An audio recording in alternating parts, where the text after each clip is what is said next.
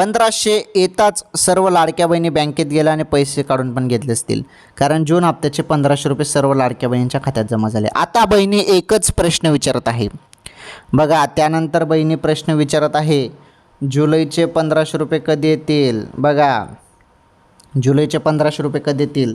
तसेच महत्त्वाचं म्हणजे 1,00,000 रुपये कर्ज, 1,00,000 रुपये कर्ज पण मिळणार आहे, त्याबद्दल पण माहिती सांगा असं तुम्ही प्रश्न विचारत आहे. बघा, जे काही 1,00,000 रुपये कर्ज आहे ना बहिणींनो, ते फक्त मुंबई आणि मुंबईच्या आजूबाजूच्या परिसरातील लाडक्या बहिणींना मिळणार आहे, कारण मुंबईच्या बँकेकडून हा निर्णय घेण्यात आलेला आहे. तुमच्या जिल्ह्याच्या बँकेकडून असा काही निर्णय झालेला नाही, त्यामुळे तुमच्या जिल्ह्यात काही मिळणार नाही. फक्त मुंबईच्या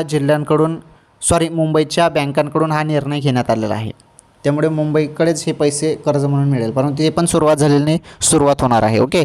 आणि जूनचे 1500 रुपये तुमच्या खात्यात आलेले आहेत. जुलैचे पैसे पण याच महिन्यात येतील, जुलैच्या एंडिंगपर्यंत.